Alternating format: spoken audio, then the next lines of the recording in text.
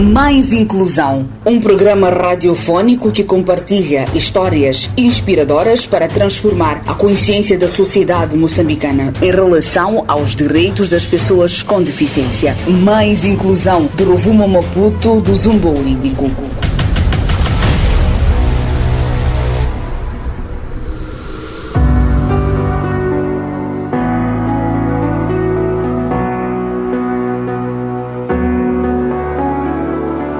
Ouvinte cordiais saudações, está no ar o seu programa Mais Inclusão, uma produção da Ibrahim Produções Limitada com o apoio da TV Surdo e do Instituto de Comunicação Social, ICS. Na vossa companhia, Abdurrahman Ibrahim na edição e apresentação e João Ângelo nos cuidados técnicos. Votos de uma ótima escuta. Mais Inclusão. Atenção estudantes, pais e encarregados de educação. Em 2026, a Papelaria Académica Limitada tem tudo o que você precisa para o sucesso escolar. Temos livros da primeira à 12ª classe, livros para vários cursos do ensino superior, pastas para todas as idades, materiais escolares e de escritório, além de computadores e impressoras de alta qualidade a preços acessíveis. E porque a educação é para todos, apostamos na inclusão da pessoa com deficiência visual. Placas e punções para a escrita em braille, bengalas, relógios falantes, jogos de cartas e xadrez em braille, tudo a preços acessíveis. Visite-nos na cidade de Maputo, na Baixa da cidade, Avenida Samora Machel, número 12, ou na Avenida Eduardo Mundiane, número 908. E na cidade da Matola, estamos na Rua da Rádio Moçambique, número 411, próximo à Mesquita Hanza. Contatos 21 32 05 99. E-mail papelariaacademica@gmail.com. Papelaria Académica Limitada, concentrada no presente, pensando no futuro.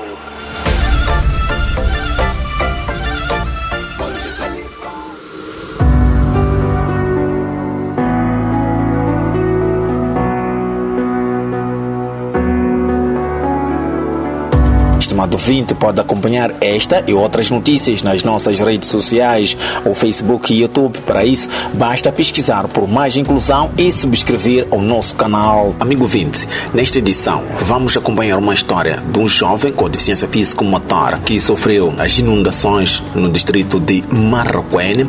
A entrevista é conduzida pelo jornalista Rafael Bata. Vossa especial atenção à entrevista.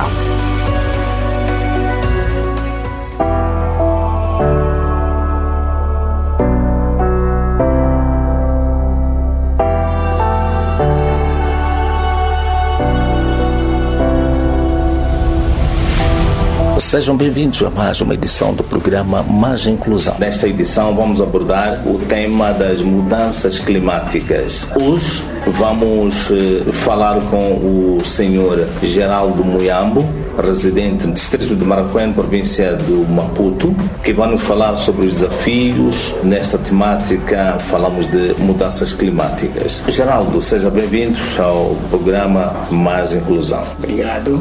Pode nos falar como as mudanças climáticas afetaram a si e também a sua família? Sim, problemas das mudanças climáticas é um problema muito sério. É um problema de interesse nacional e que realmente a mim afetaram bastante, e assim como a minha família. E isto porque no começo nós pensávamos em como se fosse uma coisa passageira, mas o que aconteceu é que a indicação foi já diferenciada e não era aquilo que nós estávamos a pensar. Então afetou-nos de uma forma negativa e eu acabei perdendo a própria casa, porque a casa ela ficou bem cheia, que até hoje ela está sitiada de água. E eu concretamente na zona onde vivo, em Marraquém, é a zona de Cumbeza. É claro que nós temos um outro ponto para quem vai a Marraquém que chamam de Ricatla, não é lá, e eu estou cá, numa zona em que muita gente não pensava que fosse encher de água. Mas a zona ela está cheia de água e prejudicou-nos, mas muito mesmo, porque perdi a casa, então a minha família, toda ela, nós ficamos ao relento. E passado esse tempo, tivemos que ser mais resilientes do que outra coisa e tivemos que ficar no centro de acolhimento. Graças a Deus eu era o líder lá. Então, para falar sobre... Mas este centro aqui da acomodação tinha as condições mínimas de acessibilidade para pessoas com deficiência físico-motora e não só de toda a tipologia? Eu disse graças a Deus porque quem na verdade tinha sido escolhido para que fosse o líder lá era eu. Então eu sou uma pessoa com deficiência física-motora e no centro onde nós estivemos acolhidos é um centro com as mínimas condições. Eu estive lá, pelo menos... Mínimas condições, o que é que refere? Em termos até de um balneário que era mesmo para pessoas com deficiência. Claro que não se chegou a usar porque a pessoa que esteve lá com deficiência, concretamente era eu, não haviam outras pessoas com deficiência. E necessariamente eu não precisava de usar um balneário. Sim. Então usava o balneário normal dos outros. E também eu oferecia algumas condições, as entradas estavam elas com aquela largura de 90, por exemplo, caso aparecesse uma pessoa usuária de cadeiras de roda, o pavimento também estava bom, era um pavimento cimentado e que oferecia condições para que qualquer pessoa pudesse usar sem problemas nenhum. E mesmo tratando-se de pessoas com outra tipologia de deficiência, reunia condições. A questão da humanização neste centro de acomodação estava acautelada? Graças a Deus, como disse, eu é que era líder, então eu é que ditava também as normas, dizia não, isto não pode ser, mesmo para pessoas que não eram pessoas com deficiência. Então chegaram-se a beneficiar-se do conhecimento que nós temos da área da deficiência. Valeu a questão do lema nada para nós sem nós? Valeu, pois. Valeu muito. E neste momento onde é que está a residir? Bem, depois de perder a casa devido às enchentes, não é? Nós depois fomos atribuídos os nossos terrenos em Matalana. Então, é claro que diz que a casa de alguém não é longe, mas é distante. Isto porque quando o modo de vivendo de uma determinada zona muda, então prejudica muita coisa, vai mexendo com o bolso, vai mexendo com muita coisa junto a lá. E lá nós tivemos umas tendas, porque não há condições para construção. Eu, por exemplo, sou uma pessoa que não trabalho, sou desempregado, sou formado e bem formado, mas a verdade não há emprego. E mesmo tratando coisas assim, é que posso fazer biscata ali. Então, eu sou artista plástico, por exemplo, muitas vezes eu tenho usado as minhas mãos, me refiro a pintar, fazer isto. Hoje nenhuma coisa sai, está tudo barato. Não tem recebido algum apoio do governo ou de autoridades locais? Não. Eu estou até agora a arrendar uma casinha aí onde eu vivo, então pelo menos garantir o teto à minha família. Enquanto crio condições lá do outro lado, porque não há condições. As tendas que nós tínhamos sido dado lá têm um prazo, tem um período de 6 meses, aliás. Mas como avalia tanto o local onde está acomodado neste momento? O local onde agora vivo, tem um pequeno arranjo para poder me estabilizar. Agora, o sítio onde eu tenho um espaço é um bom espaço, é um bom terreno e é bonito. E isto tenho que, na verdade, dizer. Só que uma coisa é esta, o que eu devo dizer é que o nosso governo não pode pensar sempre em deslocar as pessoas quando há questões climatéricas, não pode. O governo tem que sempre pensar no plano B, ao invés do plano A. Construir casas resilientes. Não só casas resilientes, é que aquele espaço, como é que os países do norte vivem? Países do norte que tiveram situações de género. Estamos a falar da Holanda. A Holanda, por exemplo, está a viver em cima da água. Mas está lá. Estão as pessoas a viver. Como é que vive, por exemplo, o caso da Itália, na cidade de Veneza? Estão lá. E agora, é claro que pode-se dizer que, porque aqueles países são países desenvolvidos, mas também passaram por este processo.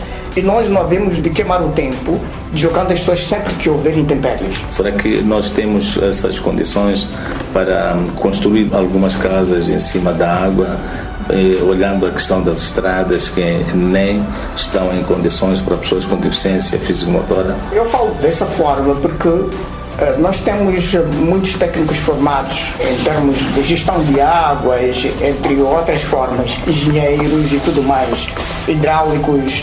E essas pessoas o que é que fazem? Foram formadas para quê? Porque, na verdade, a tendência é de sempre arranjar um ponto por onde a água ela poderá ser escoada e deixar a zona livre. E daí as pessoas continuam a viver, vão continuar com a sua vida normal. O maior problema é que nem valetas temos. Exato. Esse aqui é o meu problema. E agora tem que se pensar nisso. Às vezes constantemente estar a movimentar pessoas, isso é muito dispendioso. O governo vai gastar sempre por estar a deslocar as pessoas. Isto não pode ser assim. Tem que mudar. A narrativa tem que ser outra. Olhando as questões, como disse agora, a casa que está a morar está em boas condições, não é? Embora é uma casa arrendada, né? Mas essa casa atribuída, como é que vai ter essa construção, atendendo e considerando que ainda não recebeu nenhum apoio do governo e também nem outras associações ou autoridades locais? Eu, na verdade, estou a lutar assim, usando os meios próprios para a construção da casa. Então, comprar o material a pouco e pouco, blocos, alocar ali, ver se arranjo também pedras. É difícil porque, na verdade, é distante, pois o material em si adquire-se um pouco distante, diferentemente de onde eu vivia. Sim. E então, a tendência também é de até melhorar. Eu já tinha uma casa bem feita, com condições, de jeito em que eu achava muito mais também para receber colegas com deficiência, já tinham sido criadas essas condições. E então, agora também tem que melhorar, fazer uma casa um pouco mais melhor que aquela, criando mais condições para que realmente eu possa me sentir bem, assim tanto quanto outras pessoas que são os meus amigos, colegas, que sejam pessoas com deficiência. Não só é que a idade não perdoa. Na medida em que vamos crescendo, não é? Vamos perdendo algumas habilidades. Então é preciso preparar o terreno para que não sofra no futuro. Muito bem, para que não sofra no futuro. Olhando a questão da casa que perdeu, não há soluções para que ela possa recuperar ou tirar águas por aí em diante e também colocar pedras de areia para a água da chuva não encher novamente? É um trabalho que estamos a levar a cabo agora, porque nós pedimos apoio do governo, do município neste caso, e esteve lá a Assembleia Municipal, aliás, veio e falamos a respeito disso. Eles viram o lugar e fez a avaliação e nós já tínhamos começado já a contribuir, nós como a comunidade, né? Não somente a sua casa aqui, não. Há muitas casas nesse lugar. Sim, sim. Pois. São volta de 50 e tal casas. E então, nós contribuímos então, na compra de tubagem, outros meios que pudéssemos usar para escoarmos as águas. Até quando estivemos no centro, a 12M fez a questão de oferecer uma motobomba. Então falou que tinha uma motobomba para oferecer, que é muito mais para poder ajudar a escoar as águas. E nós tentámos exigir depois a motobomba, mas até aqui ainda não vimos, não sei o que é que está a acontecer com a 12M, ou então o município de Marrapoina, não sei o que é que está a acontecer. Então fomos lá exigir, mas não há nenhuma resposta plausível. Agora, com os nossos próprios meios, nós estamos a tentar, já esticamos a tubagem até a drenagem e fizemos a limpeza também da drenagem para ver se a água ela pudesse escorrer melhor. E fizemos o ensaio. Adquiriu-se uma eletrobomba, no sentido de poder, porque vimos que já com a crise energética que estamos a passar ultimamente, que não é assunto isolado para o nosso país, mas é um assunto mesmo das relações internacionais, e nós achamos melhor que a melhor fuga seria usar mesmo a eletrobomba. E estamos já a puxar a água, só que é muita água, há um volume tão grande de água. Está a imaginar a água de 2023 para as águas de 2026. É muita água. Mas caso se consiga puxar as águas, iremos avaliar a casa, se ainda há vida lá ou não. Porque já passou um tempinho e eu até tenho medo, porque a água ela é coberta de beitão. E agora, sendo a cobertura de beitão, eu não sei como é que, na verdade, está a casa. Os pilares ainda estão em condições, vão suportar o beitão. Caso mesmo suporte, eu posso voltar a habitar, mas sem descurar o meu espaço lá de Matalana, que é um sítio muito bonito e que penso em fazer coisas grandes lá. Na sua opinião, qual a ajuda que o governo podia dar, principalmente para pessoas com deficiência, no que diz respeito à questão dos terrenos, para a construção, para pessoas com deficiência no seu todo? O que, na verdade, nós estamos a pedir como pessoas com deficiência que o governo pudesse fazer, devia ser mais atenciosa com pessoas com deficiência. O primeiro ponto, porque nós gozamos da prioridade. E agora, o segundo ponto, zelar por nós ou investir na pessoa com deficiência não é perder, mas é um ganho, um desenvolvimento. Então, o governo tem que pensar na construção até de casas, podiam fazer isso, e a maior parte das pessoas com deficiência nem precisam de grande coisa. Nós precisamos de uma vida independente, uma vida que, na verdade, garante o bem-estar social, a autoestima da pessoa com deficiência, a dignidade humana, e não só a inclusão social. Isso aqui é muito mais importante. Sim. Agora, ter uma casa ali condigna, porque quando falamos sobre uma casa condigna, não estamos a falar de uma casa assim de caniço, não. Uma casa assim feita de pedra. Uma casa boa, com boas condições, a luz ali, a água ali, que é para garantir que essa pessoa com deficiência não sofra. Pois. E se der, por que não também arranjar condições de subsistência? Exato. Bom, nós temos a Lei 10/2024, né, que o objetivo é proteger, ou seja, de promoção e proteção para pessoas com deficiência. Na sua ótica, esta lei está bem implementada? Bem, e como eu começo, né? Nós só temos a lei, agora já é que talvez esteja já regulamentada e realmente a lei ainda não está sendo implementada. Agora, talvez nos próximos dias, porque uma das coisas o que temos que fazer como um movimento de pessoas com deficiência é preciso pressionar o governo. Então, a pressão do governo, de certa forma, eu não diria que... Porque às vezes falamos muito sobre a advocacia. O que é que o governo vê?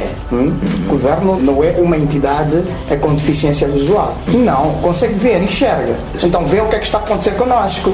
E não só, eu vou secundar o seguinte: os dirigentes que estão lá dentro são indivíduos que também, nas suas famílias, existem pessoas com deficiência.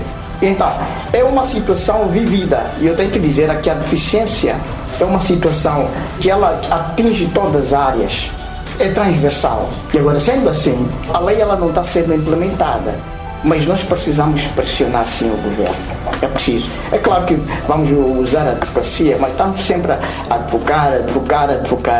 Então o governo parece-me que não está a perceber o que é que está a acontecer. Preciso entrarmos naquela advocacia de pressão, né? Sim, é preciso mesmo pressionar, não há outra forma. Bom, estamos quase a chegar ao fim da nossa conversa. Últimas considerações. A única coisa que eu poderia dizer é que seria assim: nada para nós sem nós. E segundo lema também é que ninguém deve ser deixado também para trás.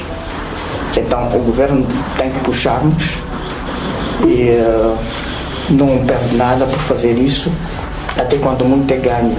Há quadros aqui formados e que podia muito ajudar o governo. Nós queremos ver este país a brilhar, pois estamos a passar situações de xenofobia ou então afrofobia na África do Sul e, na verdade, isto porque nós não temos condições. Sim. E nós queremos criar condições aqui dentro do nosso país. Nós gostaríamos de ver a África do Sul um dia viesse aqui também pedir ajuda. E já chega. Mas isso é preciso que o governo nos ajude. Precisamos da ajuda tanto do governo. Muito obrigado, Geraldo, pelo seu historial, né? Pelo seu testemunho que partilhou conosco. Muito obrigado. e esperamos que tudo corra bem na sua vida e também consiga um trabalho condigno. Para os ouvintes, muito obrigado pela companhia. Hoje trouxemos aqui o jovem que falou do seu historial, né, partilhou conosco o seu testemunho nesta temática sobre as mudanças climáticas. Muito obrigado pela companhia, digo mais uma vez, voltaremos para esta edição com outras histórias impactantes sobre as mudanças climáticas. Até a próxima edição.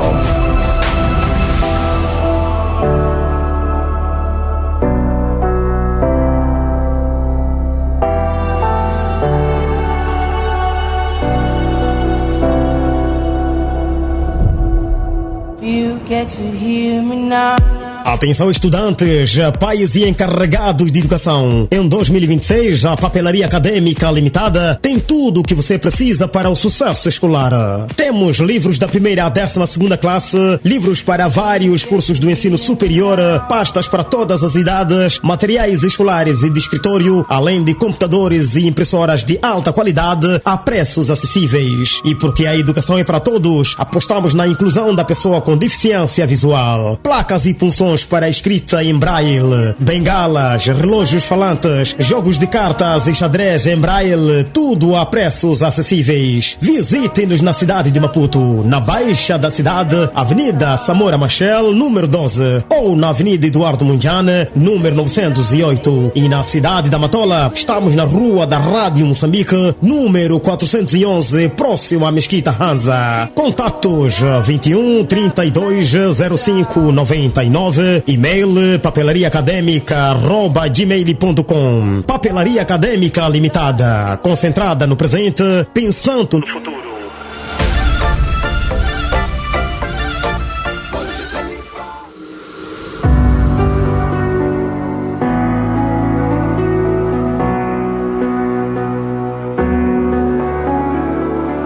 Nos momentos finais do seu programa Mais Inclusão, onde hoje destacamos a história de Geraldo, onde contou várias preocupações em relação às mudanças climáticas, onde a sua residência foi inundada devido às mudanças climáticas, onde o distrito de Marraquém, nos últimos tempos, está a ser assoladas pelas águas. A entrevista foi conduzida pelo jornalista Rafael Bat. Estiveram na vossa companhia Abdurrahman Ibrahim na edição e apresentação e João Ângelo nos cuidados técnicos.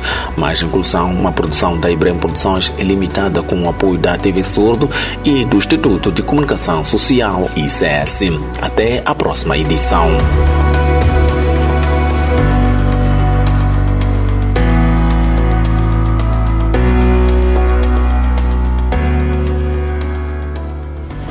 Mais Inclusão, um programa radiofónico que compartilha histórias inspiradoras para transformar a consciência da sociedade moçambicana em relação aos direitos das pessoas com deficiência. Mais Inclusão, do Rovuma Maputo, do Zumbo Índico.